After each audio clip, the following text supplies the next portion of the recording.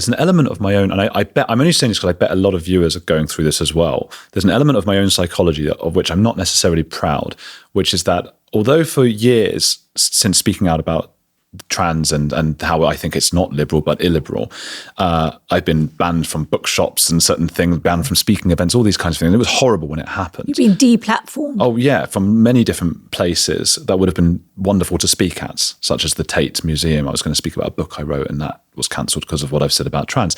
And that's really upsetting. It was really upsetting at the time. But now that, as you say, I think the world's caught up, there's a tiny part of me that's a bit like, misses being the rebel because it's no longer so rebellious. Well, to say I know. This. I mean, I said to my husband this morning, I'm going on the Heretics podcast, and he said, "Well, actually, this is not heresy. This is now become kind of straightforward truth." I should call it common sense, but I think that's Jerry Barton's podcast, and the footballer guy. Yeah. And who's been in some controversies himself, obviously. I mean, seeing the government in their sort of writhing, trying to kind of like commend the Supreme Court's judgment and trying to forget that the actual Prime Minister said it is not all women have cervixes. I mean, he's a sensible man.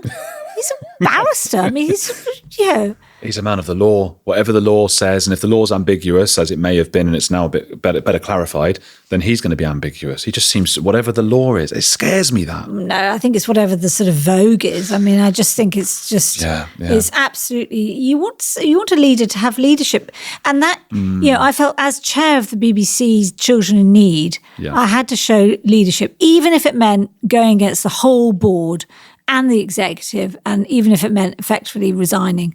And it was a real shame because I was very, very fond of the board. I appointed them all and I valued and respected them all. And they just proved to be complete cowards.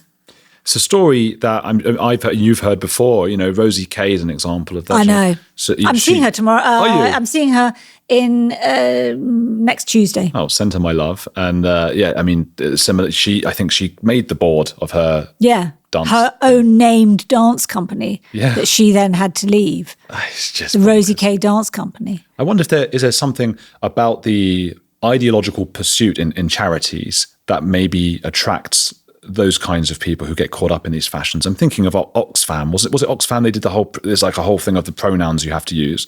Meanwhile, they were off doing all sorts of sexual assaults and bullying. Yeah, they were. Yeah, I mean, it was Oxfam in Haiti, I think, or know.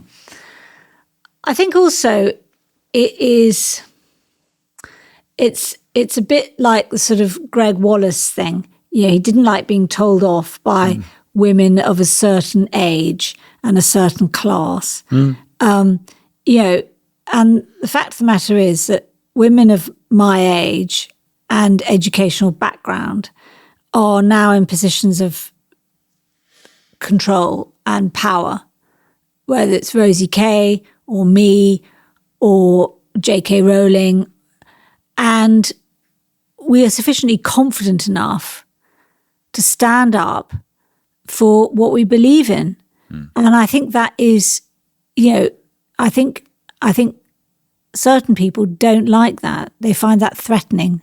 There's a certain kind of male feminist that I think is that way. That they sort of appear as though they're on the feminist side and then don't actually let women speak. And if the woman does speak to them, suddenly they kick off. David Tennant is a good example of that. We wanted Kemi to disappear. Yeah.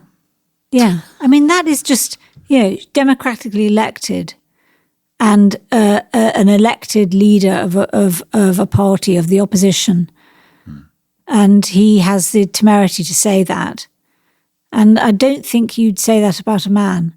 I think a lot of people are concerned that often it's the case, especially with the actors, most of their kids seem to be trans. And maybe most is an exaggeration, but certainly compared to the wider. Robert De Niro. Tennant and the Sex and the City woman, and there's so many. Cynthia Nixon, and I think with David Tennant, people think it might be once your kids are that way or believe that, it's very hard to push back. I know, and I feel very sorry for parents who have that to contend with, and I wonder why it's happened. I wonder why the statistics seem to show that so many young people are questioning their sexuality in this way. And I think it is a thing, and I think it's something which has been sort of whipped up and sort of foisted upon young people as in a sort of fashion, really. I mean, I cannot believe that, thousands and thousands of young people are sufficiently distressed or unhappy with their own sex, their birth sex, that they are going to have puberty blockers and operations to cosmetically reverse it.